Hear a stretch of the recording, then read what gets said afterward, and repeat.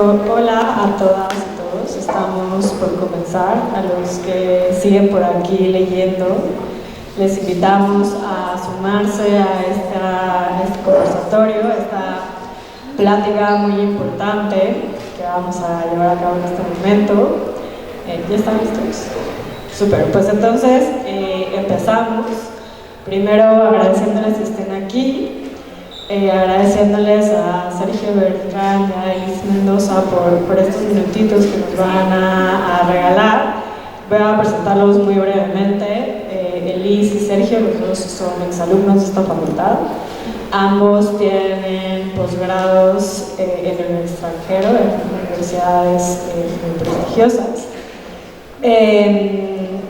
Sin duda no creo que sea lo más importante de su currículum. Lo más importante de su currículum y la razón por la que están aquí hoy es porque ambos han sido colaboradores de Forensic Architecture, que me imagino que los que están aquí lo conocen. Creo que es un trabajo muy importante el que ellos realizan, ya que a partir justo de los mapeos espaciales y de muchas herramientas arquitectónicas logran resolver o analizar diferentes movimientos sociales. En este caso en particular van a hablar acerca del territorio del apartheid y los mapeos de resistencia en Palestina, un tema muy relevante en la actualidad y que sobre todo lo más importante es mantenernos informados y conocer qué es lo que está pasando.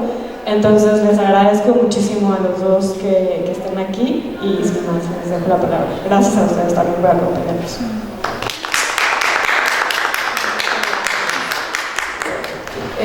Los mapas revelan, delinean, verifican, orientan, navegan, anticipan, historizan, ocultan, convencen y a veces también mienten. Desde las primeras representaciones espaciales en cuevas o en tabletas de barro hasta las últimas visualizaciones que pueden predecir clima o pueden ayudar a resolver crímenes, pasando por las cartografías móviles en apps hoy en día hechas por comunidades, los mapas han ofrecido diferentes formas de representar la objetividad, la realidad y la fantasía. Esto nos lo dice Shannon Matter, que es un especialista en mapas de geografía en Estados Unidos. ¿Se apagó? No, porque se salva con el receptor.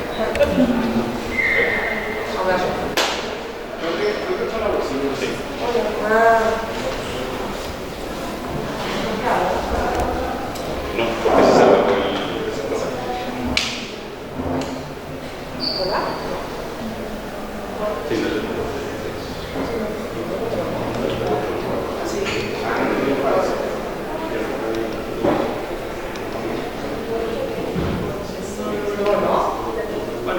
Proyectando dos. Bueno, eso nos dice Sharon Matter sobre los mapas.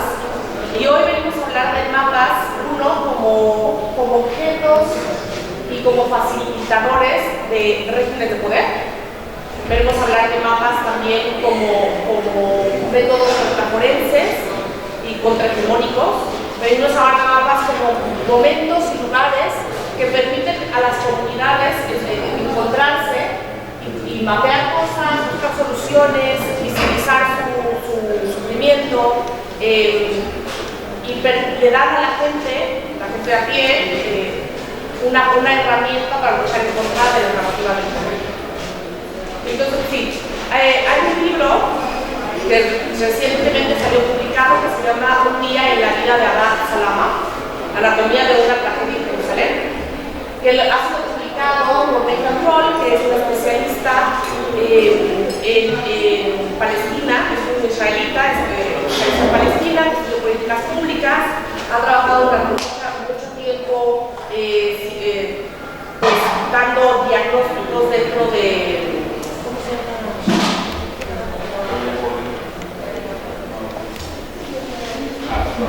No, perdón, dentro de un think tank. ¿Dónde trabaja tu social? No, no, ay, perdón, no importa.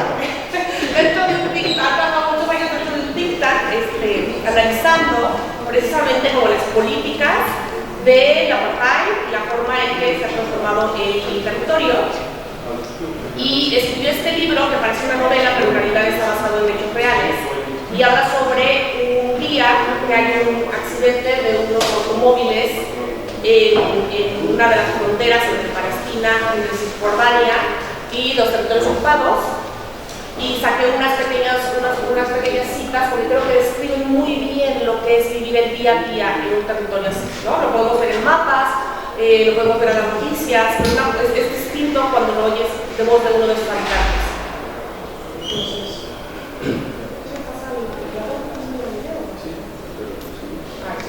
Anata comenzó a cambiar después de que Israel la conquistara y al resto de Cisjordania en la guerra de 1967. Hasta ese momento, el área había sido gobernada por Jordania. Durante las siguientes décadas, la demografía y geografía de los territorios ocupados fueron transformados por Israel, utilizando una serie de políticas para judeizarlos. En Anapa, el gobierno se adueñó de la tierra pedazo a pedazo, emitió cientos de órdenes de demolición, anexó partes del poblado a Jerusalén, construyó muros de separación para rodear su centro urbanizado y confiscó el resto de las tierras para crear 4 asentamientos, múltiples destacamentos, una base militar y una autopista segregada partida por la mitad por un gran muro que pudiera bloquear la vista de los colonos hacia el tráfico palestino. La piscina natural del poblado y el manantial fueron convertidos en una reserva natural israelita que era gratuita para los colonos, pero que tenía un costo para los palestinos de Anapa. La calle que llevaba al manantial atravesaba un asentamiento colono, lo cual significaba que los palestinos no podían atravesar sin un permiso especial, así que debían usar una ruta alterna tomando un desvío peligroso a través de la terracería. Todo cambió durante el Intifada, con el surgimiento de un sistema de restricciones aún más radical.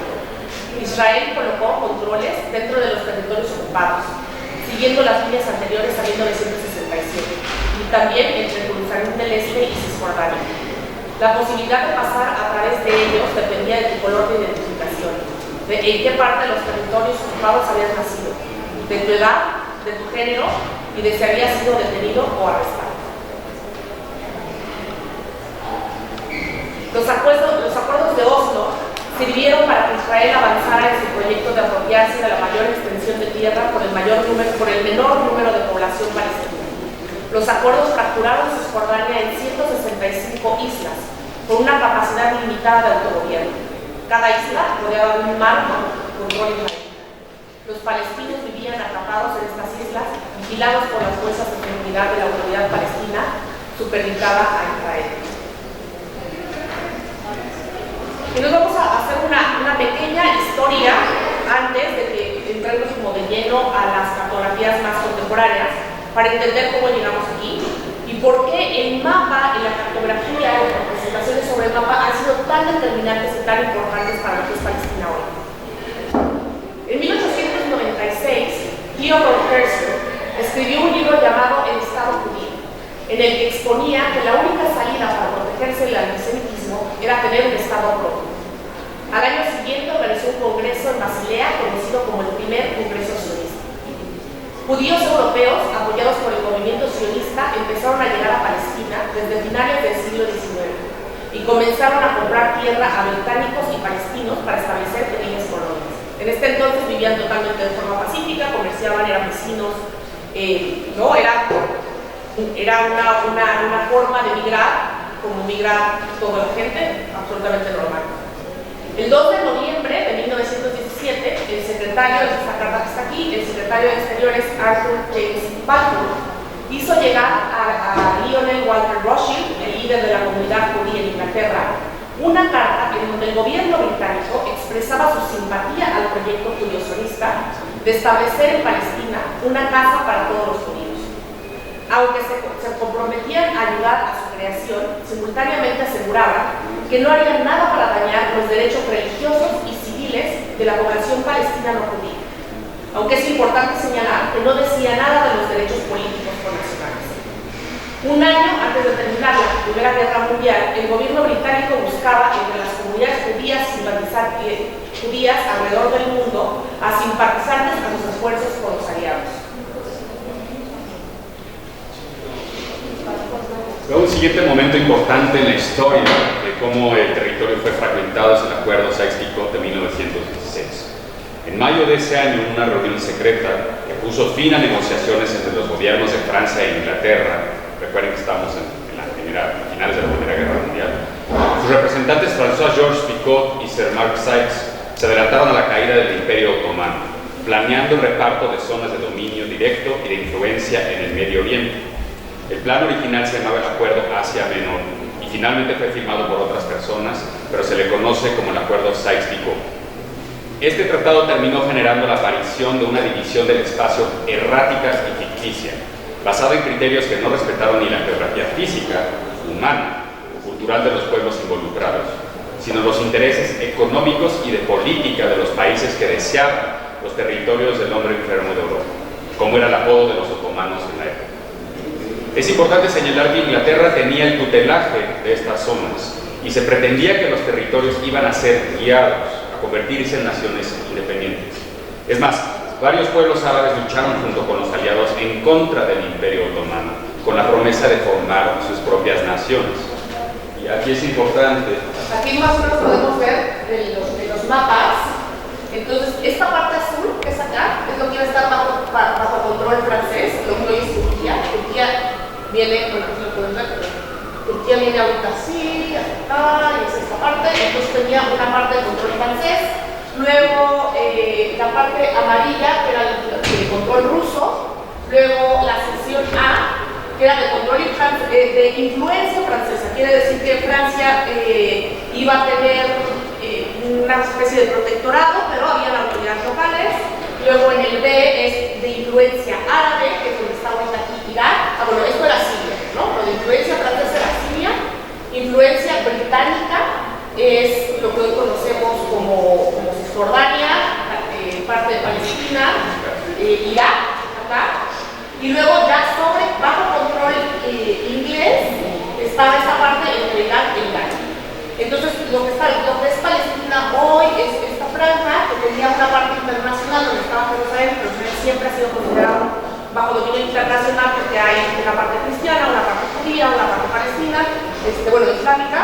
Entonces siempre ha estado como un protectorado aparte, y esta parte de Palestina pues pertenecía a esa influencia británica. Luego, buscando no provocar reacciones del mundo árabe, el gobierno británico cambió su política en mayo de 1939, limitando a 75,000 el número de inmigrantes judíos que podían ser aceptados y marcando un fin a la inmigración de 1944, conocido como el Documento Blanco. Para entonces ya había habido una huelga nacional protestando el plan para ceder la mitad de los territorios palestinos a un Estado judío. El ejército británico y la Haganah, una milicia judía de reciente creación, acabaron con la huelga golpeando y asesinando palestinos y demoliendo parte de sus ciudades. Para 1939, más del 10% de hombres palestinos habían sido encarcelados, asesinados o habían tenido que huir al exilio. Al estallar la Segunda Guerra Mundial, todo cambió con una llegada masiva de judíos en territorio palestino, formando casi el 30% de la población, todos protegidos bajo la Haganah, que se convirtió en una fuerza militar importante.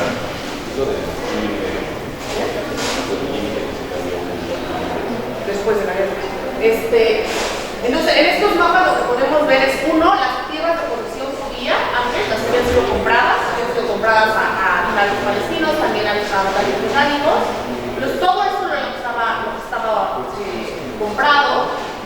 Aquí podemos ver la posesión de tierras de parte de palestinos, que son los que están en verde, de parte de judíos, que son los que están en rojo, y había partes donde habían comprado más, sobre todo por ejemplo Haifa, Safar, Acre. O sea, esas partes eran las que tenían mayor población judía, y esas partes, la gran mayoría tenían pues, una mayor población palestina. Y esto es importante porque al final de la Segunda Guerra Mundial se busca darle un territorio evidentemente, a los judíos, ¿no? Después del Holocausto, pues las razones de que tengan un estado propio se ven como lógicas, varios estados apoyan esa idea, se barajan diferentes territorios en África, Patagonia, y finalmente se concluye que Palestina es el mejor lugar para hacerlo. Pero parte de la campaña, porque es una campaña muy grande porque tienen que votar las naciones, los países que en ese momento integran las Naciones Unidas, parte de la campaña era una tierra sin pueblo para un pueblo sin tierra. Entonces por eso es importante la imagen anterior, porque la imagen anterior lo que te hace notar es que no solo sí había un pueblo, siempre ha habido un pueblo, pero ese pueblo no solo era el pueblo palestino, también había judíos, también había cristianos, y la gente podía vivir de una manera pacífica, ¿no? O sea, había conflictos menores, por supuesto, siempre hay, pero había una forma de convivir, y lo que se estaba buscando, lo que los sionistas y la gente que estaba tratando de convencer a los miembros de la ONU de votar, era, en vez de integrar la gente que había llegado con los palestinos que vivían ahí y crear un nuevo orden, era partir Palestina en dos partes. Entonces, Leopold Lambert, el editor de Funápolis, dio una clase hace una semana en la que enseñó varios mapas, pero este es uno de los mapas más importantes porque este es Palestina desde 1948 y las marcas blancas que están por aquí, lo que te señalan son todos los poblados palestinos que había antes de la partición o de 1948, que a ese momento se le llama la Nakba, que es la catástrofe en África. Seguir el plan que había propuesto la ONU, que lo vamos a ver aquí, este es el plan, significaba expulsar a más de 250.000 personas palestinas. Ese es el plan de partición que propone la ONU y que aceptan, en donde Cisjordania y Gaza se tocan, y aparte la frontera con Egipto también es parte de los territorios palestinos o del Estado árabe, y lo que está en azul, que constituye un 55% del territorio, es lo que se le va a dar al nuevo Estado judío, Israel. Entonces, en 1900,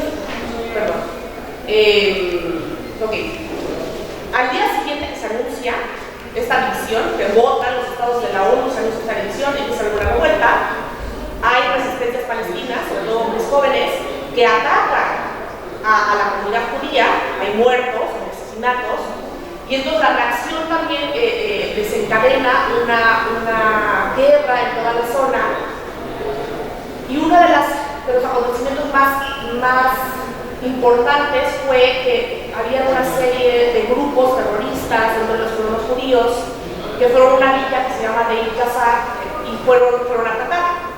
Hay un reporte de la ONU sobre esto, entonces no son opiniones, estos son los resultados de gente de la ONU que fue a levantar el reporte y describe el asesinato de 750 hombres, mujeres y niños. Dice que los grupos de terroristas desnudaron a los niños y a las mujeres y los acribillaron en el suelo, y que se llevaron a los hombres en condiciones brutales e inhumanas. Y entonces el reporte asegura que aunque estos hechos fueron provocados por grupos terroristas, en realidad son protegidos por el Haganah y por Ben Gurion, que es el líder de Israel en este momento. Y entonces el fin de este tipo de ataques, justo como este ataque en Deir Yazar, hubieron registrados por lo menos 25 ataques en los mismos días, y el fin era que el terror fuera tan grande que la gente se fuera de Palestina, ¿no? en lo que se decidía. Y entonces las familias lo que no sabían es que una vez que se fuera no se les iba a permitir regresar, ¿no? Entonces esta es la gran tragedia de este momento de Palestina, porque también es uno de los argumentos es que ellos se fueron, que la gente se fue y que después de 30 años quería regresar a una tierra que no les correspondía, pero la realidad es que se fueron porque estaban huyendo, como ahora, pues de una muerte inminente, o por lo menos eso creían en ese momento, pero no se les iba a permitir regresar. Y esto provocó en junio de 1948 una invasión de ejércitos árabes alrededor y con un triunfo contundente de los militares israelíes. que fue después respondido por un contraataque de las personas del naciente Estado israelí. Y eso picó como las primeras fronteras que se quedaron fijas por un tiempo, ¿no? Que ese es el último mapa que estamos viendo. Y es muy importante enfatizar lo que dijo Liz, ¿no? O sea, estas personas no sabían que no iban a poder regresar en 76, casi 76 años. Por eso uno de los símbolos también de la resistencia palestina son las llaves de las casas, ¿no? La idea de que un día van a poder regresar a sus hogares. Bueno. Pero una de las cosas que pasa es que se fragmenta, o sea, de la propuesta original de la ONU a lo que pasa después de la guerra árabe, es que el territorio de Gaza y Cisjordania quedan totalmente separados. Y le quitan una parte también de la frontera con Jordania. Así. Bueno, ahora el dibujo que está a la izquierda está hecho por la arquitecta Orit Toyer, en donde ilustra las múltiples fronteras que ha tenido el territorio, que también ha llevado múltiples nombres, ¿no? Dependiendo de quién lo ocupaba y quién lo habitaba, que han sido como Cananea, Filistina, Erez, Tierra Santa, Siria, Cisjordania, Israel, Jordania. Entonces pueden ver, ¿no?, que esta ha sido una territorialidad disputada de muchas formas. Y luego viene la línea verde, que esta es una de las fronteras más discutidas. Una línea se trazó sobre un mapa con un plumón de aceite mientras en un vehículo. Sí. En el techo de un vehículo. En el techo de un vehículo.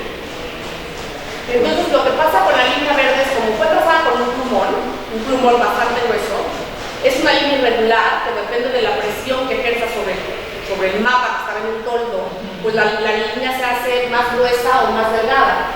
A la escala sobre la que está trazada en el mapa, quiere decir que a veces esos se vuelven 10, 12, 15, 20 metros de frontera sobre la que no hay nada, ¿no? Se vuelve una especie de tierra de nadie, pero se vuelve una frontera no precisamente legal, pero es una frontera que asumen los países árabes y Israel después de la guerra como aceptable en ese momento, y se vuelve una especie de frontera moral, ¿no?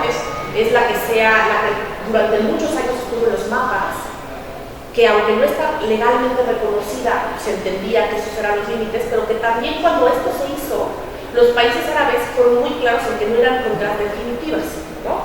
Esto era para arreglar un problema en ese momento, para evitar a quien regresara como a sus territorios y trabajar en una solución en la que todo el mundo pudiera más o menos seguir sus vidas, ¿no? O sea, vivir en paz. Nunca se pretendió como una frontera inamovible, permanente, y mucho menos un muro como llegó a ser después de los 90. Nos vamos a concentrar un poquito en Cisjordania para entender, porque creo que muchas personas ven el mapa de Israel y los territorios ocupados de Palestina como que pareciera que es una línea donde hay un color de un lado y un color de otro, pero la realidad es mucho más compleja. Ahora, aquí lo que estamos viendo son tres diferentes planos, dos planes y una cuerda, y cómo estos realmente fragmentaron a Cisjordania. Cada mapa está vinculado a un plan estratégico: la de Alon de 1967 y 70, luego la de Robles de 1977, luego hay otro de Moshe Dayan de 78 y 79, y de Sharon de 1981, y la última que mostramos es los acuerdos de Oslo que fueron de 1993, se firmaron en 99, y luego uno propuesto por Barak el-Campaign en 2000. Ahora, el plan Robles, que es el que vemos.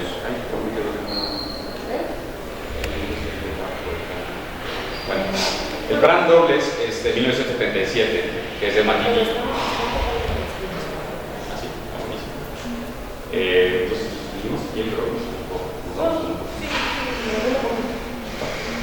Entonces, en junio de 1967, Israel ocupó Cisjordania en la Franja de Gaza. En los 2 meses siguientes a la guerra, Israel condujo un censo en los territorios ocupados. Según el censo, en aquella época vivían ahí aproximadamente 1 millón de palestinos, unos 660.000 en Cisjordania y alrededor de 350.000 en la Franja de Gaza. Estas cifras excluyen a todos los refugiados palestinos de 1967 que huyeron o fueron deportados por Israel durante o después de la guerra. Por el plan Alon, de Yigal Alon, jefe del Comité Ministerial Israelí sobre Colonias en aquel momento, preparó un plan para segregar los territorios palestinos ocupados de Jordania. con la intención de convertir el río Jordán en frontera política y de seguridad para Israel. Dentro de la zona del Valle del Jordán, el plan preveía la construcción de un bloque de colonias israelíes de una anchura aproximada de 20 kilómetros como primer paso hacia su anexión formal al Estado de Israel. La cadena de colonias que abarcaba las zonas palestinas se construyó alrededor de Jerusalén Este, el bloque de Etzión al sur de Belén, la mayor parte del Valle del Jordán y una franja de tierras palestinas al sur de Hebrón. Como resultado de la aplicación del Plan Alon, Israel se hizo con el control del 50% de las tierras de Cisjordania. En junio de 1967, inmediatamente después de la ocupación de Cisjordania y de la Franja de Gaza, Israel anexó unas 7.000 hectáreas de tierra de Cisjordania a los límites municipales de Jerusalén, un acto que viola el derecho internacional. Los nuevos límites municipales fueron trazados en gran medida de acuerdo con los intereses políticos, demográficos y económicos israelíes, diseñados para garantizar una mayoría judía en Jerusalén. Esto se logró dejando fuera las zonas palestinas densamente pobladas e incorporando zonas escasamente pobladas por personas palestinas. El área que constituía la Jerusalén urbana bajo el dominio jordano, que son como unas 600 hectáreas, fue solo una pequeña parte del territorio anexado. La mayor parte, unas 6.400 hectáreas, pertenecía a 28 aldeas y suburbios palestinos cercanos a Jerusalén. Y ahora esto cómo se traduce. Pues lo que pasa aquí, esta es la línea que hace Jerusalén, ¿no? Esta línea verde es el límite municipal de lo que originalmente era Jerusalén, y la línea roja es lo que está bajo soberanía de Jordania. Solía estar bajo soberanía de Jordania. Una vez que trazan este tipo de líneas, las líneas verdes, en principio la línea verde solo demarcaba una separación, pero en los 90s la línea verde se convierte en un muro, y una vez que las cosas quedan de un muro del otro, la gente ya no puede pasar. Entonces la franja que queda atrapada entre el muro verde y el muro azul, la franja que le corresponde a la municipalidad de Jerusalén, se queda sin servicios. Esto quiere decir que no hay ambulancias, no hay hospitales, no hay escuelas, no hay policía. Y entonces es toda esta parte, porque Jerusalén israelita decide no gastar recursos, sino cualquier cosa que quede por fuera de su muro, pero legalmente la autoridad palestina tampoco puede intervenir, porque no tienen autoridad, no tienen el permiso legal para poder establecer ciertos servicios. Entonces toda esa franja se queda sin servicios, y lo que pasa es que va mucha gente que no tiene dinero para comprarse una casa, viven ahí construyen de manera ilegal, pero también hay mucho tráfico de drogas, y hay mucha gente de Jerusalén, muchos judíos de Jerusalén que van a comprar drogas a esta zona, hay prostitución, hay mucha pobreza, y hay muchos refugiados nuevos que van llegando y se van estableciendo en esta zona. Entonces, estas líneas, aunque se van trazando y retrasando, en realidad tienen consecuencias muy palpables en la vida de la gente, que queda de uno al otro lado de una línea, en un mapa. Entre agosto del 67 y mayo del 75, Israel declaró unas 150.000 hectáreas más de una cuarta parte del territorio de Cisjordania como zonas militares, cerradas, colocándolas fuera de los límites para los palestinos, a menos que tuvieran un permiso especial. Si bien el cierre de estas zonas no fue implementado de forma inmediata o uniforme, su tamaño y distribución geográfica indicaban que Israel tenía previsto utilizarlas posteriormente a sus propios fines. Las partes oscuras. Sí, las partes oscuras. El 1 de agosto de 1967, menos de 2 meses después del comienzo de la ocupación, Israel declaró 9 grandes extensiones de tierra en el Valle del Jordán como zonas militares cerradas. Poco después, Israel emitió otras 2 órdenes similares en la zona de Latún, así como una estrecha franja de tierra que se extiende a lo largo de la parte oriental del Valle del Jordán. Todo esto. Para el final de 1967, el Estado de Israel había declarado casi 78.500 hectáreas de tierra como zonas militares cerradas. ¿Y qué quiere decir esto?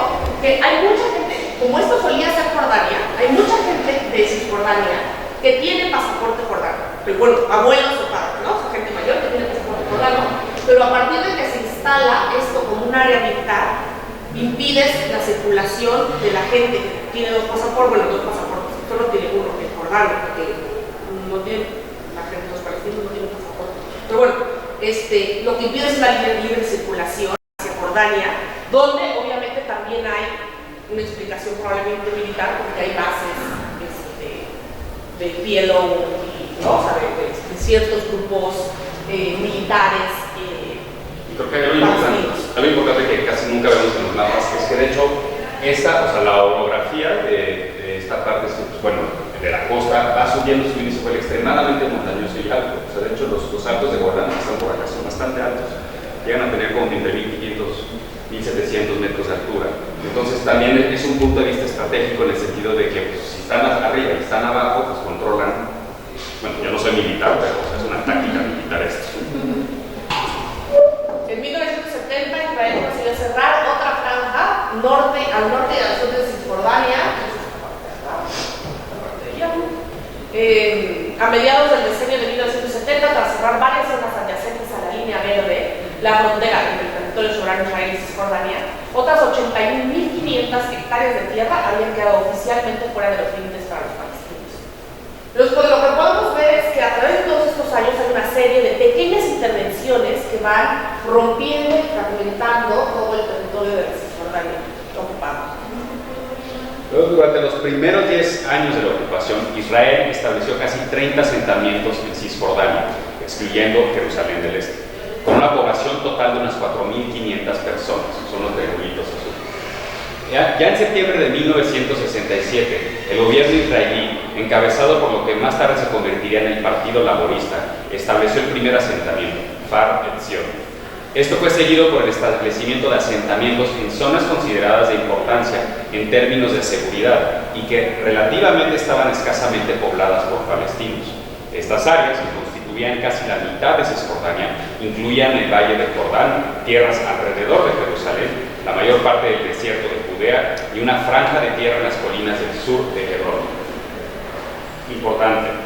O sea, estos asentamientos para 4.500 personas judías tenían un criterio limitado de seguridad de asentamiento, ¿no? Y esto es muy, muy importante. Y también entender que la política de ocupación a través de la colonización, esto es lo que llamamos la colonización, es el que territorios que no le pertenecen al Estado israelí empiezan a ser ocupados por colonos, ¿no? Y entonces ese es un argumento que hoy se utiliza mucho, es que ya vive gente, personas judías o bueno, civiles israelíes en esta parte, ya es su hogar. Y es pensar, esto lleva ya, pues llevamos para 60 años de ser una política del Estado, no es nada nuevo. Sí, porque parte de la lógica es, primero llegas como un asentamiento militar por razones de seguridad, luego los militares llevan a sus familias, luego llevan los servicios que necesitan para poder vivir ahí, y se termina convirtiendo en una colonia, ¿no? Pero si en algún momento la solución de los dos estados se llegara a concretar, pues es mucho más difícil. Una cosa es cuando tenías una línea y podías decir, bueno, otra vez volvemos a separar como estaba un poco antes, y otra cosa es ahora que tienes una serie de poblados por todo el territorio, infraestructura, y gente viviendo ahí, gente que ha nacido ahí, dentro del territorio cisjordano, es mucho más difícil, porque entonces ahora eso significaría remover a cientos de miles de personas, ¿no? Que llevan ahí viviendo 50 años. Entonces, por eso se hace, o sea, por eso se hacen estas pequeñas incursiones, se van poniendo estos pequeños centros de colonos, que vamos a ver más adelante cómo es que realmente se planean estos asentamientos. Y bueno, dos carreteras delimitaron el área donde se construyeron la mayoría de los asentamientos durante esta primera década.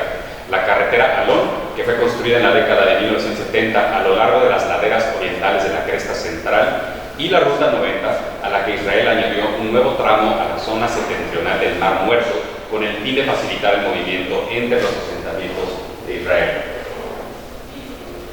Y en Jerusalén del Este, el Estado expropió más de un tercio del área que se había anexado, que en su mayor parte era propiedad privada de palestinos.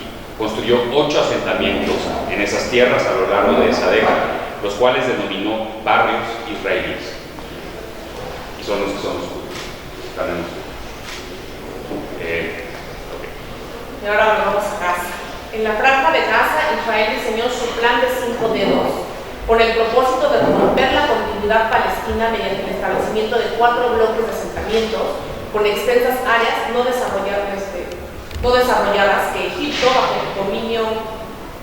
bajo cuyo dominio había estado la franja de Gaza hasta 1967, había clasificado como propiedad del gobierno. El dedo más sureño se construía en el saliente de Rafah, más allá del borde meridional de la franja de Gaza, en el Sinaí, que por entonces estaba bajo la ocupación israelí. Entre 1970 y 1973, Israel estableció 4 nuevos asentamientos en la franja de Gaza, en 3 de dichas áreas. La zona, y regresamos a Jerusalén, vamos a ver una cosa rápida porque esto liga a lo que vamos a ver después. La zona anexada a los límites municipales de Jerusalén, Israel, se basó en presuntas preocupaciones ambientales para limitar el desarrollo palestino. En 1974, Israel fundó el Parque Nacional de las Murallas de Jerusalén en un área de aproximadamente 110 hectáreas, más de la mitad de las cuales se encuentran en tierras que fueron anexadas. El parque que rodea las murallas, de la ciudad vieja y comprende partes del barrio palestino de Silván, ha reducido los territorios disponibles para el desarrollo palestino. Entonces, esta es otra de las tácticas. Una cosa es ocupar parte de Cisjordania e ir ampliando los territorios de los colonos, pero a la vez lo que han intentado hacer es reducir la superficie sobre la cual los palestinos pueden construir. Entonces, hay muchas cosas que se han declarado esto como patrimonio ambiental. También hay muchas cosas que se han declarado patrimonio cultural y vamos a ver cómo la arqueología ha sido utilizada para poder declarar estas zonas si los palestinos no puedan construir, o bien para que Israel las pueda reclamar como parte de su herencia cultural, y de importancia militar, como que estábamos viendo con los puestos de militares que van como de avanzada, ¿no? Cuando les es muy difícil ocupar un territorio. Y muy importante.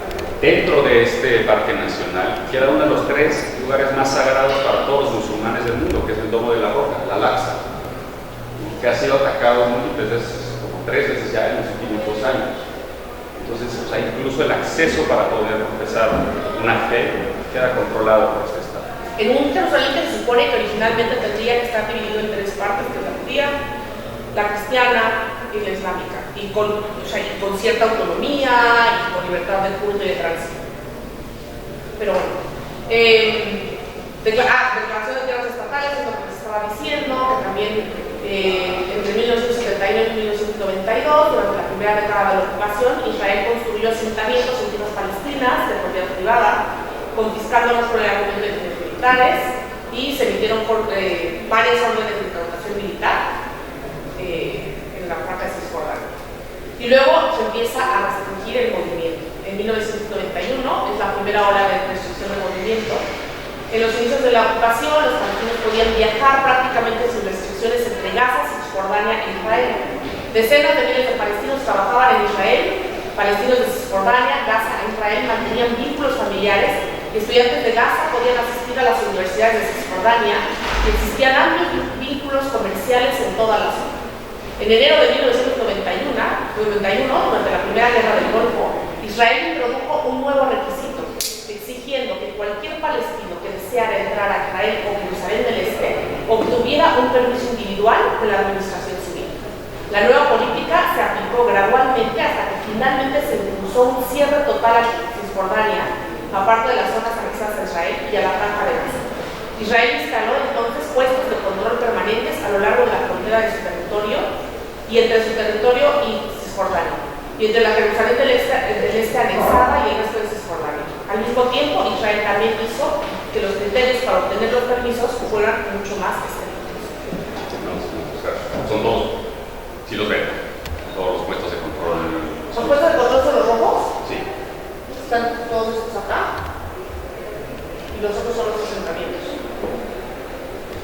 Y entonces esta política dividió la tierra palestina en 3 zonas totalmente separadas, que son Cisjordania, Jerusalén del Este y la franja de Gaza. Y porque ahora queda como, bueno, aquí, en este mapa no se ve, pero en realidad esto es como un círculo acá, otro círculo acá y la franja de Gaza, pero ya sabemos que cada uno de nosotros está tremendamente fragmentado. No se ve. Y Chance no se ve atrás, pero recuerden que esta parte también está bajo control del Estado de Israel, esta parte súper estrecha. Y entonces aquí ya se va viendo cómo en realidad se vuelve una especie de archipiélago controlado, en donde no pueden pasar, o sea, tú no puedes ir de acá a acá, bueno, dependiendo de qué identificación tienes, pero probablemente usar 5 o 6 checkpoints, y se vuelve muy difícil moverse, y para ciertas personas imposible. Entonces, esto surge a partir de los acuerdos de Oslo, donde se divide Cisjordania en zonas A, B y C. Entre 1993 y 95, el gobierno israelí y la Organización para la Liberación de Palestina, o la OLP, firmaron los acuerdos de Oslo.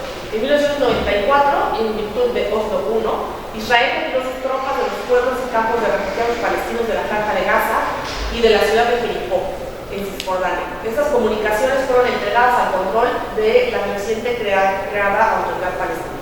En 1995, bajo el acuerdo de Oslo II, la totalidad de Cisjordania, a excepción de Hebrón, se dividió en 3 zonas basándose en consideraciones demográficas que no reflejaban características geográficas ni el espacio palestino. La zona C es totalmente israelita, ¿no? Este es lo que está en azul.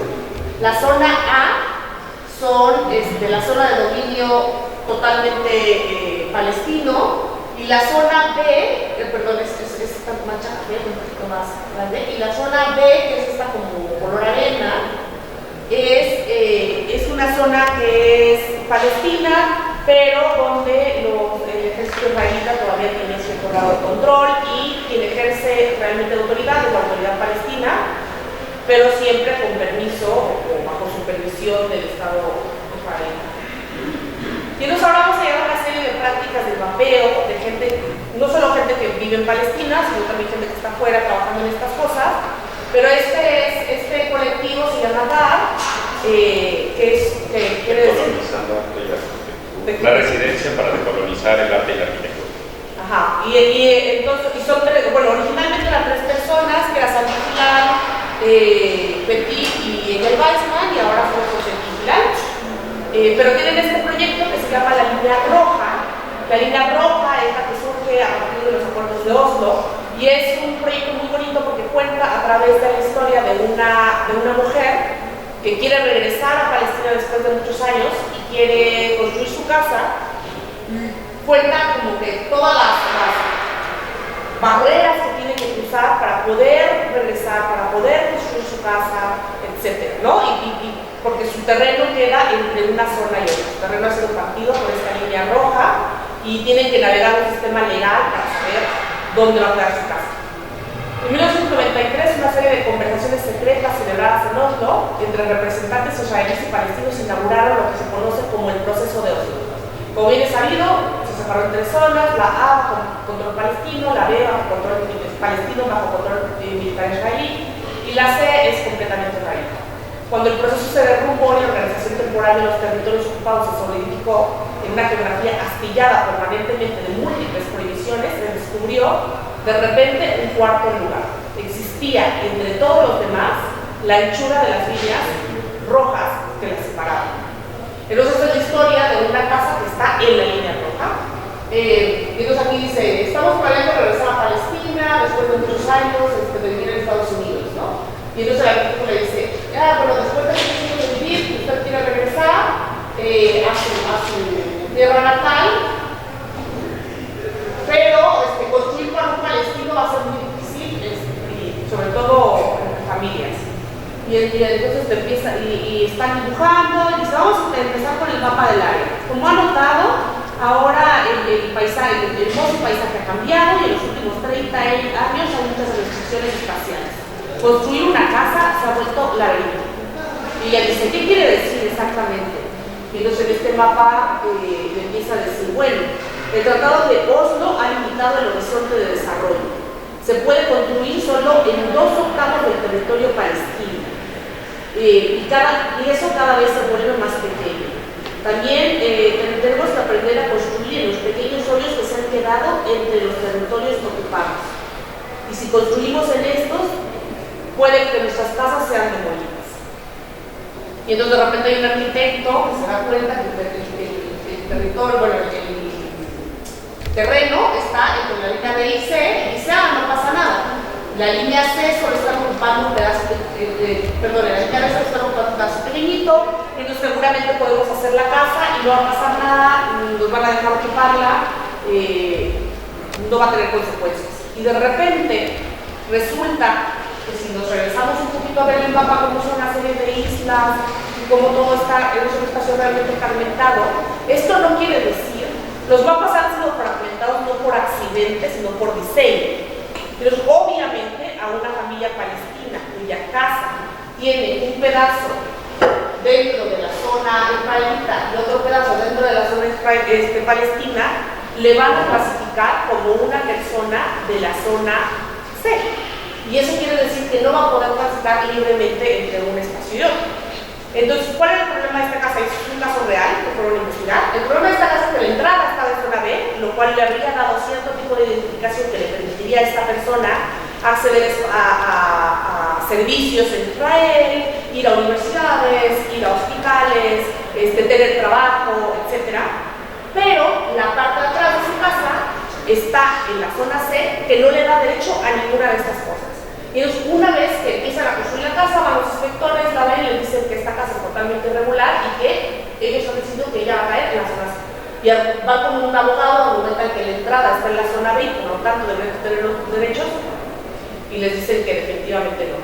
Pero es un proyecto artístico, entonces la gente de DAR va, toma las fotos de esta casa abandonada que ya no se pudo ocupar, y toman esta foto de los pollos porque para ellos es una forma de decir que las líneas de los mapas que pensamos que nada más dividen, que en realidad no son producidas a nivel de tierra, pues no solo atraviesan construcciones, atraviesan o sea, personas, animales, áreas vivas, naturaleza, etcétera, y es algo que creo que hemos visto con todas las fronteras, como cuando aquí en nuestra frontera norte de repente no dejan pasar ciertas migraciones de animales o lo que sea, pero bueno, también es un poco educativo, pero es un proyecto muy bonito, los invito a pegar la página de DAR porque creo que vale muchísimo la pena. Bueno, ahora de DAR vamos a brincar al trabajo del arquitecto británico-israelí Eyal Weizman, que nació en Haifa, en Israel. Y bueno, desde 1967 hasta hoy, tecnócratas, ideólogos y generales israelíes han estado dibujando mapas de Cisjordania. La elaboración de mapas se convirtió en una obsesión nacional. Cualquiera que fuera la naturaleza de la espacialidad palestina quedó subordinada a la cartografía israelí. Lo que no tenía nombre dejó de existir. Decenas de edificios dispersos y pequeños pueblos desaparecieron del mapa y nunca estuvieron conectados a los servicios básicos. La preocupación por un desvelamiento cada vez más completo del terreno se vio alimentada por las ambiciones expansivas de los cartógrafos. Cada mapa estaba vinculado a un plan estratégico. Tanto la propuesta de paz de Oslo como la de Camp David del 2000, el mosaico de territorios entrelazados hacía imposible trazar una frontera continua, factible entre israelíes y palestinos sin desmantelar los asentamientos. Solo mediante la introducción de la dimensión vertical, a través de esquemas de pasos superiores e inferiores, pudo lograrse la conexión entre los asentamientos entre Israel y entre Gaza y Cisjordania. Estas soluciones no rechazaban el mapa como herramienta geopolítica. Por el contrario, superpusieron mapas discontinuos entre sí. Por ejemplo, esta es la imagen de la colina de la antena, antena Hill se llama, antena. Y básicamente cuenta esta historia dentro del libro de ella, cómo se inician muchos de estos puestos de ocupación de colonos, ¿no? Habían tratado durante varios años de ocupar esta colina sin ningún tipo de éxito. Luego los tratados de Oslo les prevenían de utilizar las mismas tácticas de ocupación que habían venido utilizando antes, y entonces le piden a Orange, la compañía de teléfono, le dicen que no tienen suficiente recepción, le enseñan la colina y le dicen ahí está bastante alto, seguramente ahí va a estar muy bien. Orange, no son los colonos los que piden la antena, sino que Orange al gobierno le pide poner una antena ahí, el gobierno da la autorización, llega primero la antena, llega el material para poner la antena y con eso tienen que llegar militares para cuidar el material y con eso tiene que llegar agua y luz, porque si no van a poder conectar la antena y luego los trabajadores no van a poder construir eso y con eso llegan los trabajadores, los sueldos de los trabajadores, y con eso llegan las familias de los trabajadores y cuando te das cuenta ya es una colonia, ¿no? Resulta que cuando la colonia ya estaba ahí, la antena no sería una antena falsa, no había podido construir, por ejemplo, en este caso la antena, pero ellos habían comprado perfiles de acero, los habían levantado, les habían puesto ahí una cosa y en teoría era una antena que le estaba el reclamo de ocupación de ese lugar y como eso, precisamente porque, como decía Sergio, porque las colinas son lugares visiblemente estratégicos, pues esa es la misma estrategia que utilizaron para apropiarse de un montón de colinas que pasaban por debajo de lo que habían establecido en el Tratado de Paz. Otra de las cosas que utilizaron mucho, de las que ya hablé, fue de la arqueología. Entonces empieza a haber un frenesí israelita por encontrar restos arqueológicos debajo de donde sea en Palestina. Entonces se regresan a sus textos sagrados, empiezan a mapear, empiezan a hacer excavaciones y es uno de los grandes lugares, los lugares más conflictivos, como decía Sergio, donde está el Domo de la Roca, donde también está el Domo de los Lamentos y está la Iglesia de la Natividad. Entonces es un lugar sagrado para todas las religiones, por eso se supone que por eso está dividido, pero entonces hay un arqueólogo israelita que dice, no, pero es que el muro no es el muro, porque se creía antes que el muro había sido parte del Palacio de Salomón, y él dice, no, el muro es la punta del palacio. Y el Palacio de Salomón no estaba abajo, sino que estaba atrás, es el muro límite del palacio, con lo que todo lo que está atrás de ese muro y hacia abajo es judío, ¿no? Es propiedad cultural judía, y proponen un plan para excavar y que la parte de abajo de la línea de tierra, que haya un buffer, que es más o menos de 1,5 metros que le pertenezca a la ONU, luego todo lo que está de la tierra para arriba le pertenece en el área del Domo de la Roca a Palestina, y luego de ese buffer de la ONU hacia abajo, o sea, de la cota menos 1,5 metros hasta, según ellos, el centro de la tierra, le pertenezca a Israel.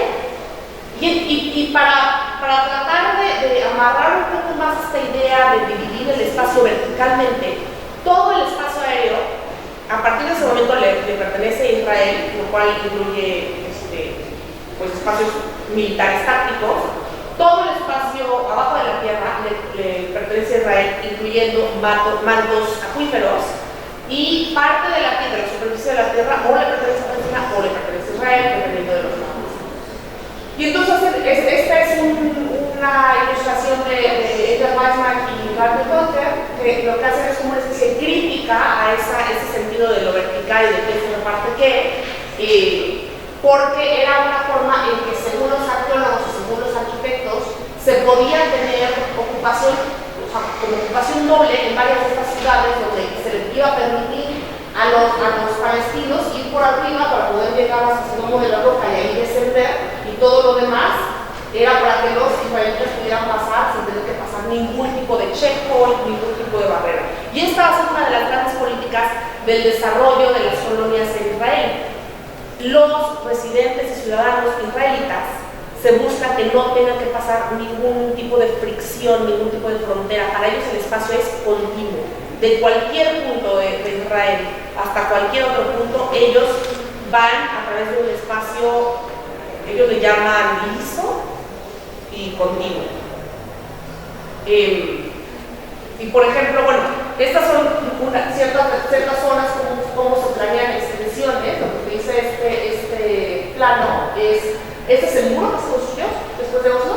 Bueno, en realidad bastante después de Oslo, porque en Oslo se hacen nuevas fronteras, pero en el 2000 es cuando se empieza a construir este muro.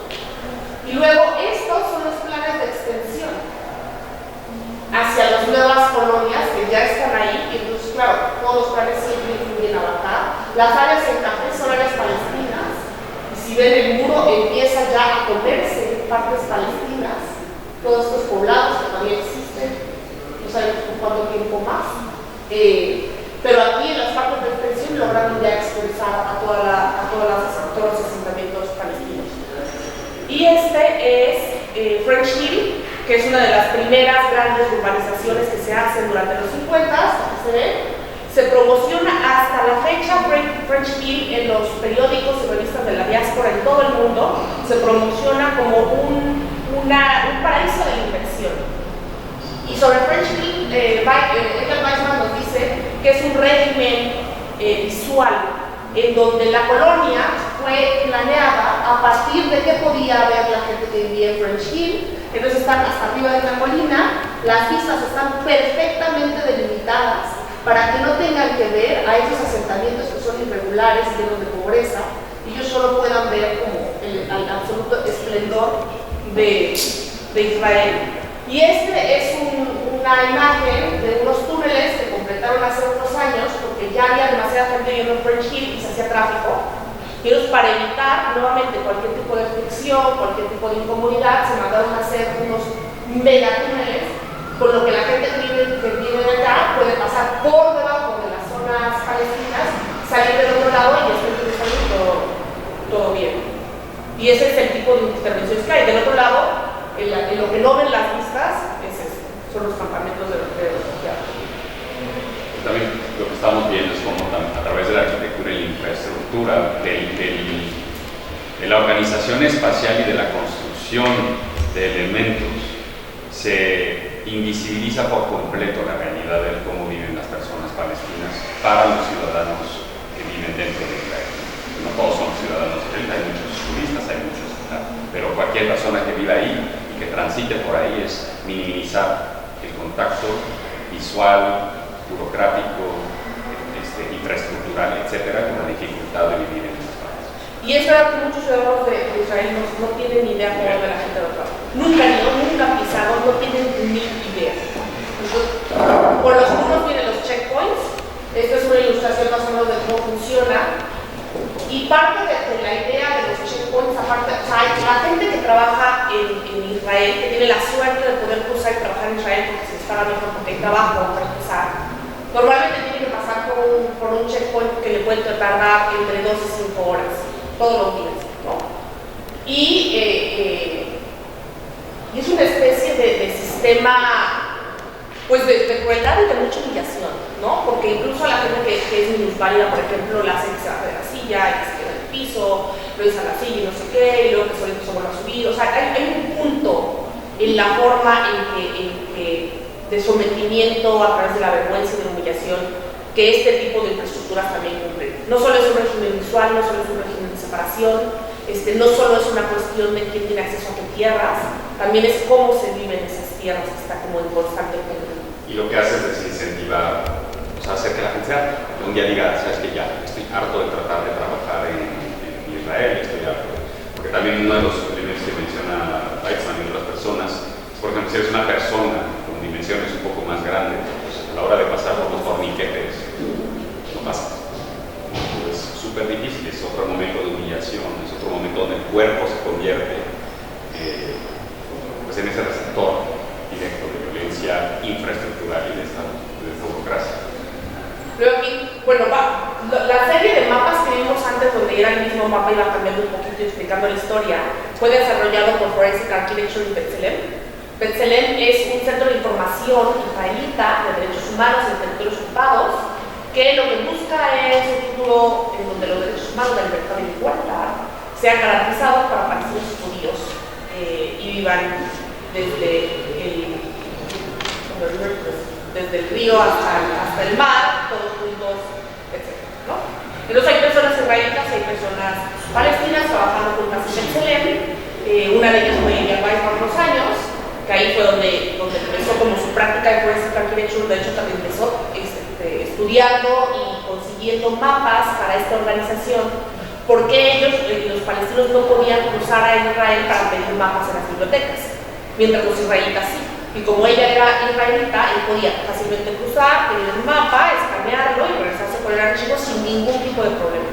Entonces él empezó a generar un montón de mapas de estos, porque lo que ellos más desarrollan son mapas, cartografías, en donde puedes ver como la historia de las ocupaciones, dónde está cada checkpoint, dónde han quemado. Otra de las tácticas que se ha hecho, por ejemplo, es decir que en tierras palestinas no crecía nada, eran tierras fértiles, y a partir de la ocupación israelita ellos han creado jardines, ¿no?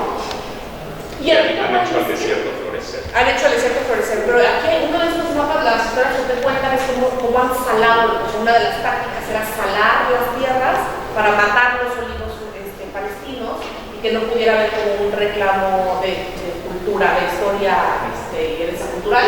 Entonces, todos esos mapas los encuentran en mapas de colonos, de cómo las colonias se van extendiendo, de separación, de cómo van cambiando las barreras de las separaciones, de manejo de agua, por ejemplo, ¿no? O sea, es un centro de información muy completo.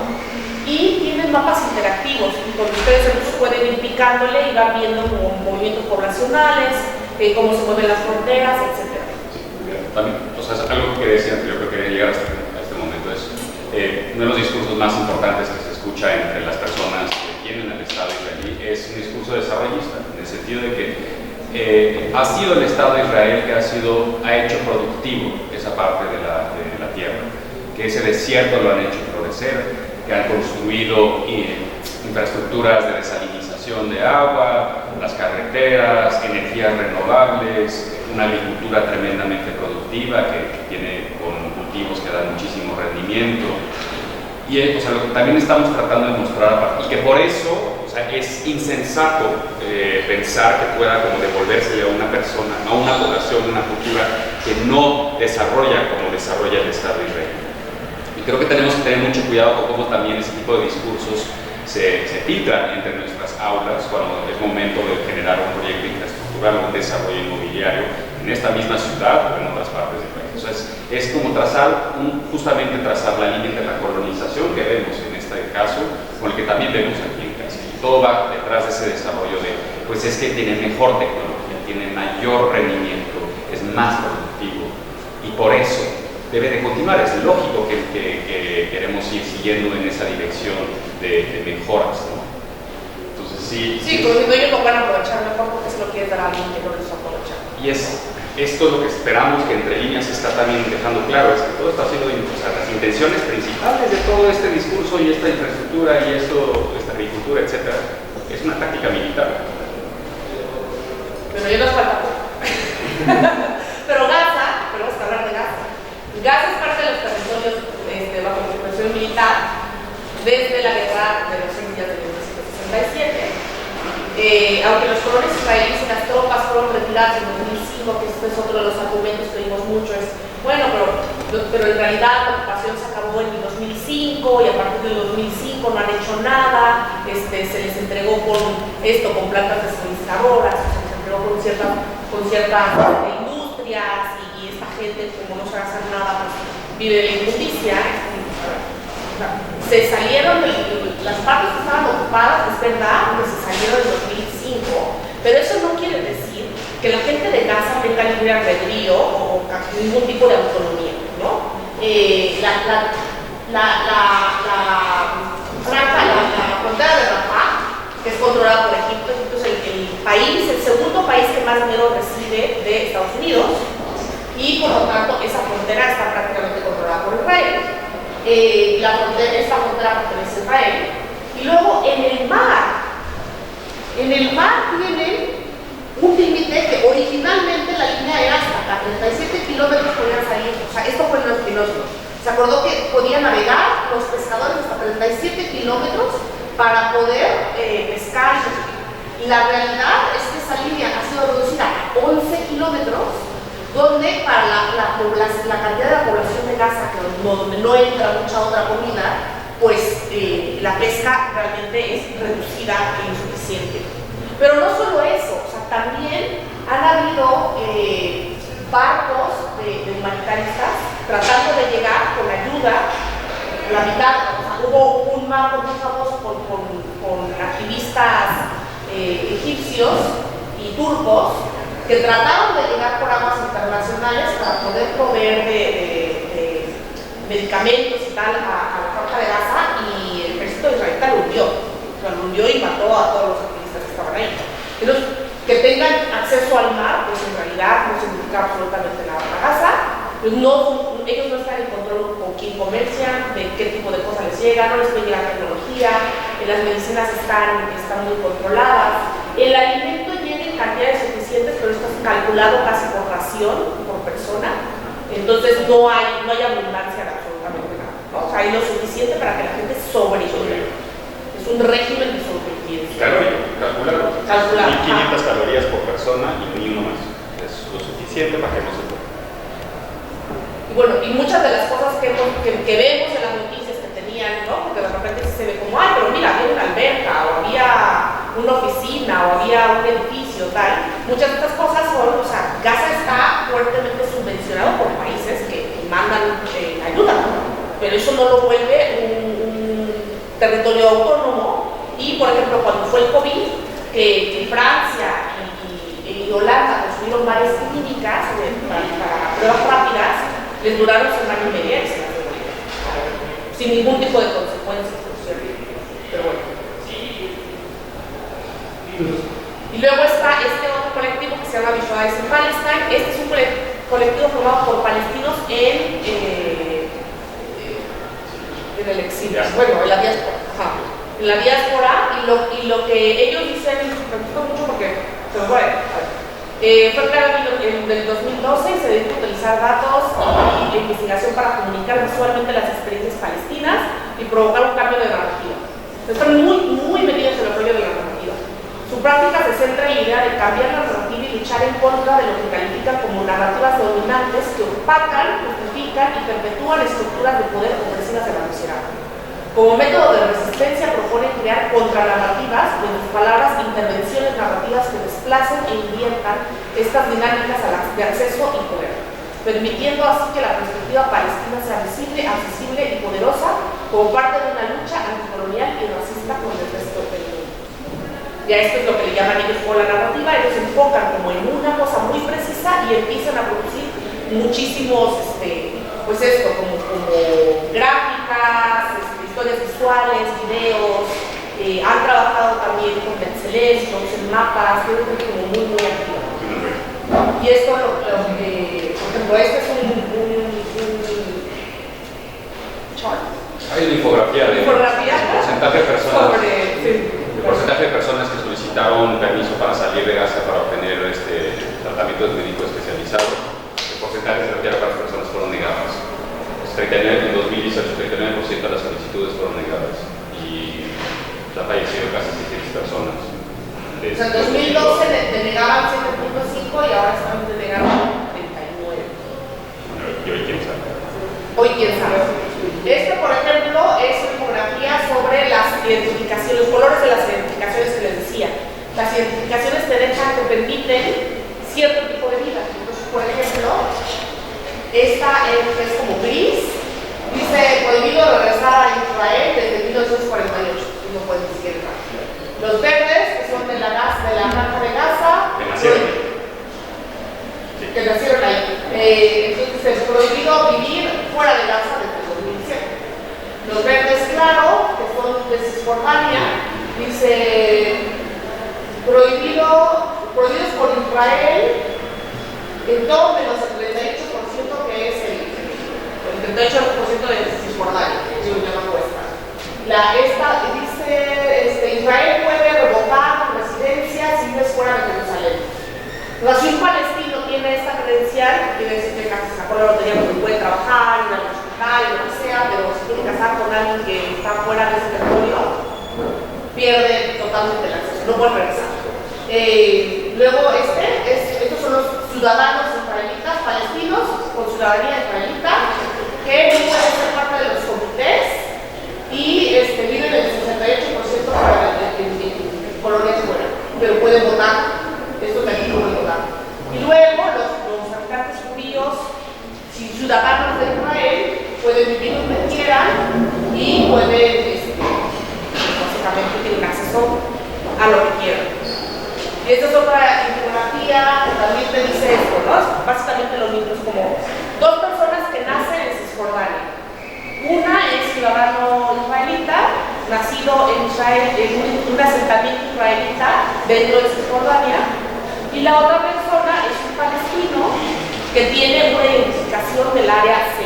Y él te dice, por ejemplo, puedo ir en mi carro y manejar hasta Jerusalén, o sea, de izquierda sí, derecha no. Si estoy arrestado, voy a tener un juicio justo, el de la izquierda sí, el de la derecha no. Porque tienen aquí dice 100%, pero creo que en realidad es como 95% de la gente que detienen son sentenciados, o sea, sin un juicio. Un juicio expreso, realmente no hay ninguna posibilidad de que salga. Tengo derecho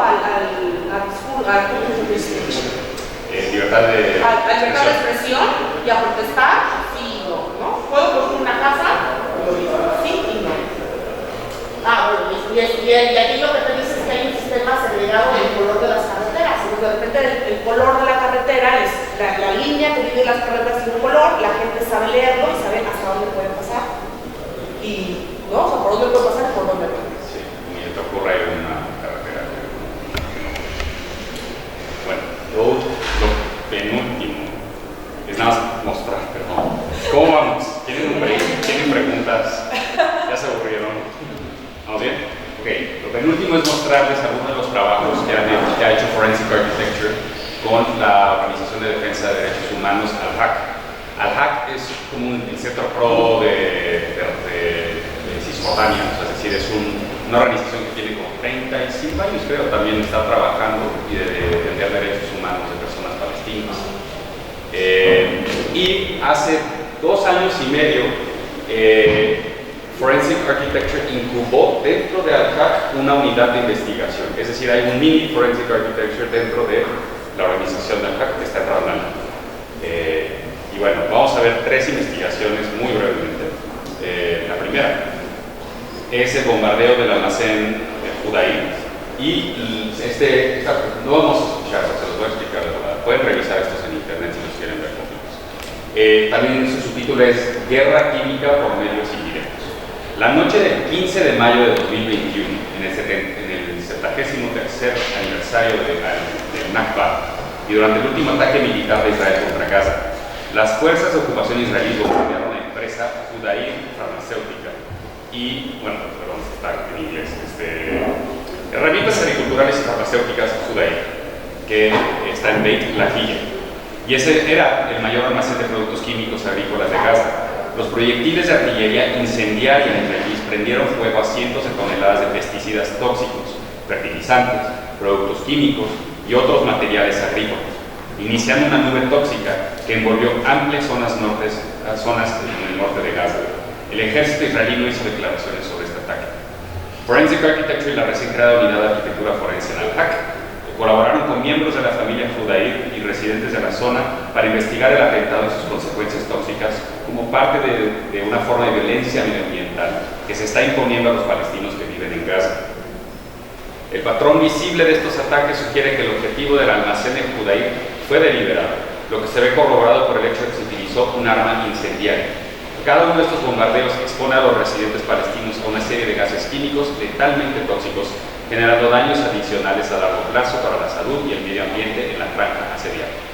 En un informe jurídico basado en las conclusiones de esta investigación, ALHAC afirma que el bombardeo del almacén agroquímico de Judaí por las fuerzas de ocupación israelíes, a sabiendas de la presencia de sustancias químicas tóxicas almacenadas en él, equivale a la utilización de armas químicas por medios indirectos.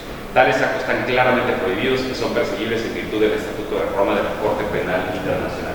Y nada más decir que en días posteriores 25 otros almacenes con materiales similares fueron atacados también con armas incendiarias. Entonces es un patrón, no es una estrategia, no un accidente. La siguiente investigación es el asesinato de la periodista Shirin Abu Akleh en mayo del año pasado.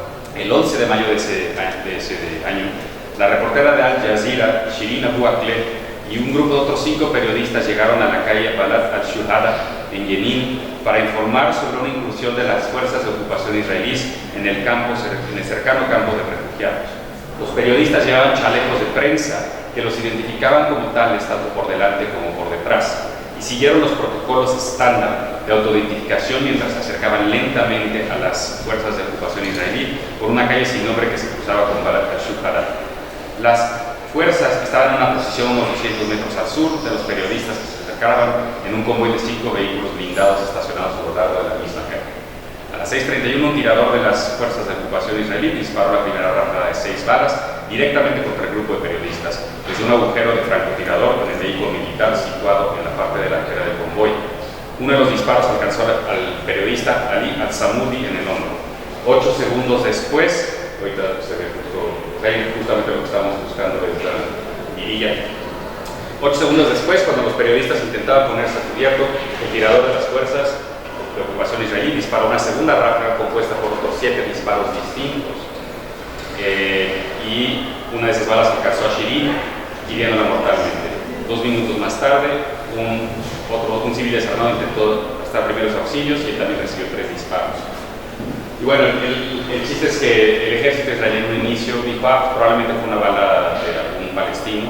Unos meses después de que se empezaron a generar este tipo de investigaciones, dijo, bueno, quizá sí fue un accidente, y meses después dijeron, ok, está bien, sí, muy probablemente fue una bala de un arma ejecutada por un soldado israelí. También alegaron que no sabían que eran periodistas, que no se habían identificado, luego fue como, bueno, sí. Pero eso es como si hubieran matado a o sea, era como la periodista más querida, que llevaba como añísimos, haciendo este tipo de investigaciones, ¿no? Poniéndose en riesgo, muy identificable, ¿no? También. Pero fue pues una muerte un asesinato muy importante en la comunidad. Y decir que, bueno, o sea, es que es estúpido, o sea, esto fue hace un año y medio, cuando todavía asesinaron a un periodista, ya han asesinado casi 50 en este último mes de periodistas palestinos, muchos de Al Jazeera. Hoy en la mañana atacaron un convoy de periodistas de Al Jazeera en Líbano. Entonces es como también lo que creo que también estamos presentando, ¿no? O sea, cómo van empujando. Lo que estamos presentando van literalmente empujando los límites, ¿no? Territoriales, legales, de lo que está permitido, de lo que es moralmente reprensible, de lo que la gente todavía se puede llegar a asustarse y a exigirle, a salir a la calle a demandar un cambio, sí. Pero van sensibilizando a los gobiernos, a las poblaciones, a la sociedad civil, etc. En Estados Unidos, la investigación se las salta a las oficinas de Al-Haq el 18 de agosto de 2022, mientras ya se estaba haciendo la investigación de Shirin. Y bueno, o sea, para quien no sabe, el Estado israelí designó a 6 grupos de la sociedad civil como organizaciones terroristas, Al-Haq siendo una de ellas, en octubre de 2021. Y esto complica muchísimo porque muchísimos fondeadores no pueden financiar algo que está denominado como grupo terrorista. Entonces también es otra forma de silenciar la resistencia y la documentación de este tipo de violaciones a la ley, al derecho internacional. Y pues bueno, en el marco de esta operación militar se rompió por fuerza a las oficinas de Al-Haq y de la Unidad de Investigaciones Forensic Architecture. Se registraron documentos y ordenadores, y examinando las imágenes de las cámaras de vigilancia de la oficina y de los alrededores del edificio, esta breve investigación examina la incursión de las fuerzas de ocupación y expone prácticas violentas en contra de las organizaciones palestinas de derechos humanos. Y bueno, perdón, dije que eran 3 cosas. Esta es una investigación preliminar del bombardeo hace 3 semanas se bombardeó, o sea, este día todos estábamos escandalizados porque bombardearon un hospital, el hospital Al-Ahli, y Forensic Architecture hizo una investigación preliminar. Pasaron 3 semanas y ya, o sea, ya no es un tema, ¿no? Ya pueden bombardear a Shifa, al Indones, o sea, todos estos hospitales, ya no hay indicación. También es como muy preocupante cómo lo rápido que va avanzando esto. O sea, ese día un escándalo como por un día o 2 días de que si fue jamás, que si fue esto, Forensic Architecture lo que determina es el daño, o sea, tiene un cono, una direccionalidad de este cráter, y esa dirección apunta hacia los territorios desde donde sabemos que se están lanzando cohetes por parte del ejército, de las fuerzas de ocupación. Entonces no pudo haber sido desde dentro de Gaza. También hay un análisis que hizo Lawrence Abu Hamdan, que es un ex miembro de Forensic Architecture, pero una persona que se denomina más como un oído privado. Tiene una exposición ahorita en el MUAC, que deberían ir a ver, Y él hizo un análisis con el efecto Doppler, algo súper sencillo. Si algo está acercándose, suena de una forma, si se está alejando, suena de otra forma. Examinó 2 videos distintos y pues, en todos está viniendo desde Israel, por el puro sonido. Entonces también eso habla de cómo pues, hay otros regímenes que también se nos escapan de la cartografía, del arte, de las artes visuales, etcétera, que son aurales. O sea, también tendríamos que saber buscar otras formas de hacer sensible esta violencia.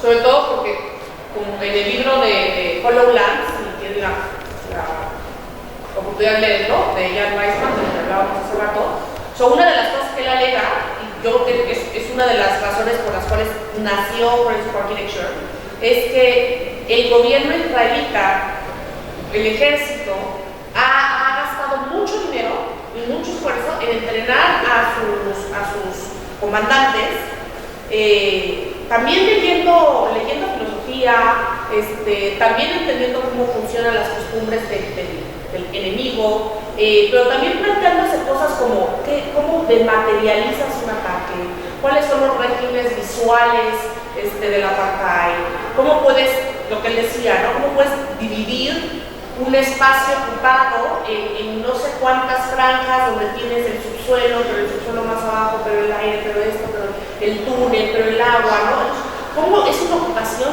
realmente múltiple, ¿no? Que ataca a la gente por todas partes. Es muy difícil de leerla en mapas, es muy difícil de leerla en un documental.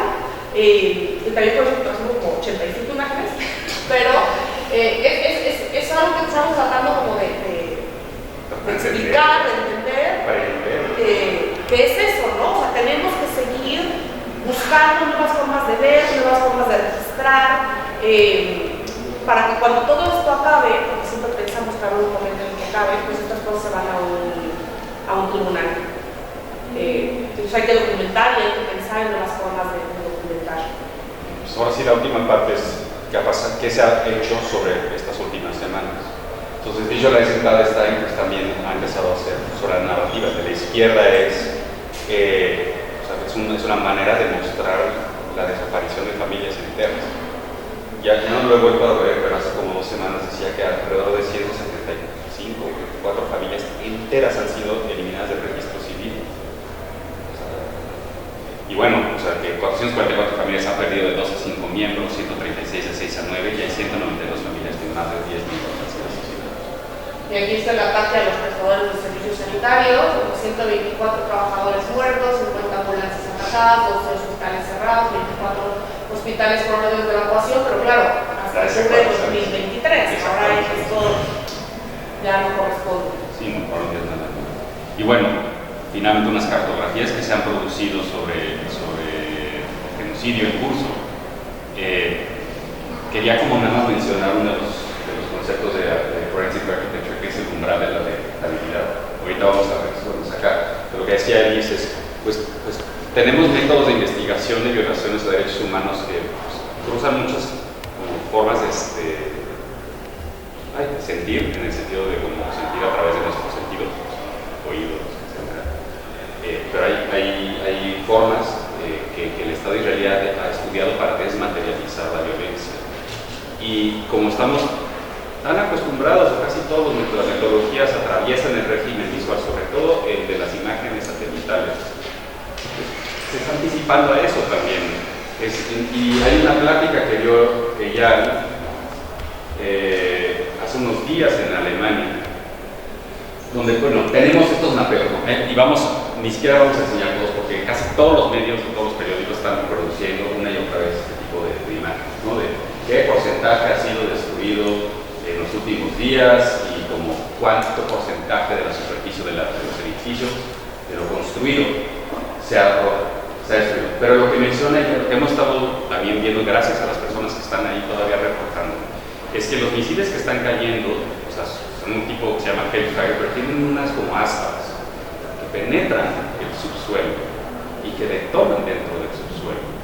Y entonces, lo que explica ella en esta plática es que, claro, o sea, si el objetivo realmente son los túneles o estas ciudades subterráneas en Gaza. Lo que estamos viendo arriba es solo un producto colateral, un daño colateral, detesto el término, de lo que está pasando debajo, porque lo que están observando es que cae un misil acá y se cae una casa allá, porque lo que hacen es que producen temblores.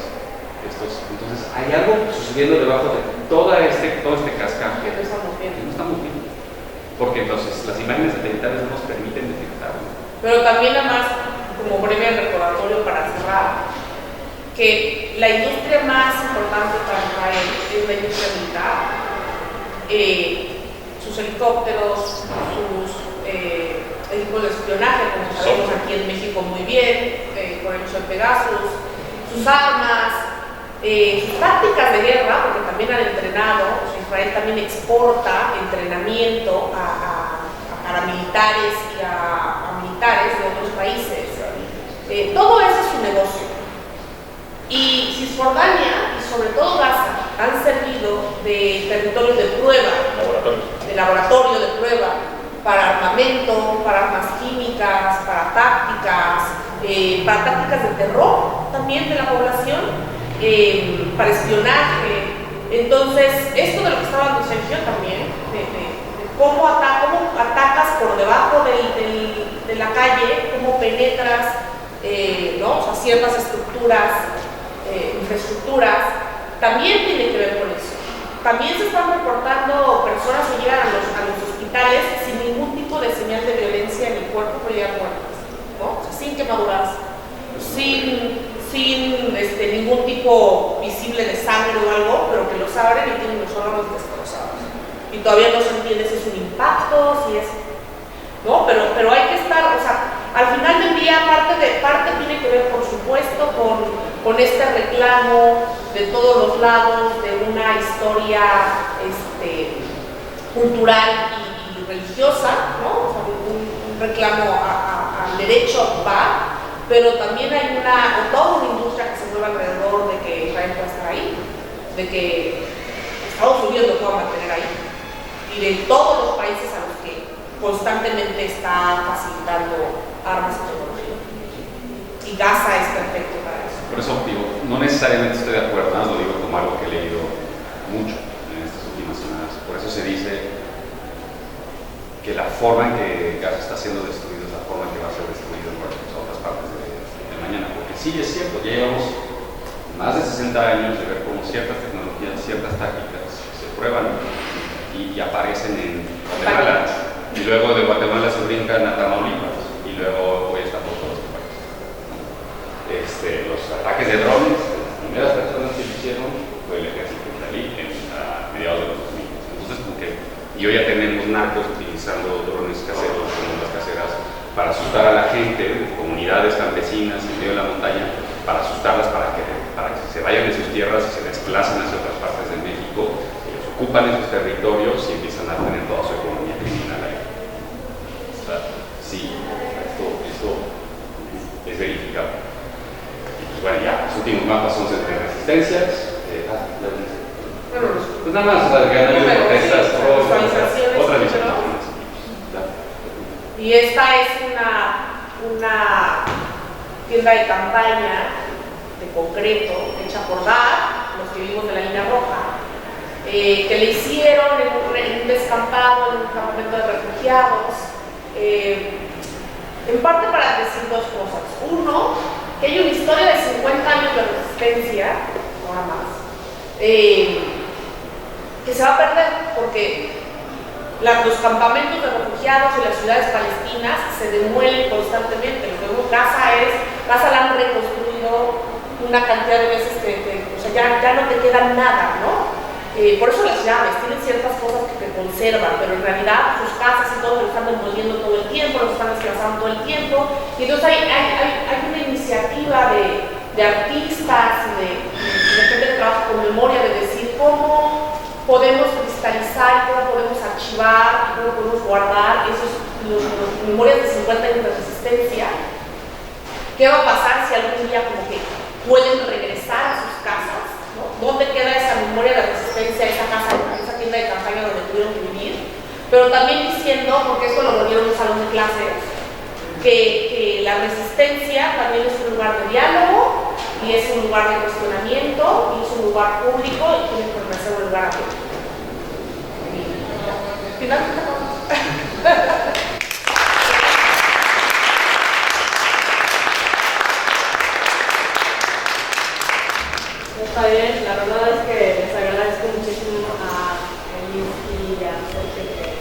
aquí a nombre de la delegación de su facultad, su reconocimiento y el agradecimiento por venir a platicar con nosotros. Los dejo y pues ya. Muchas gracias.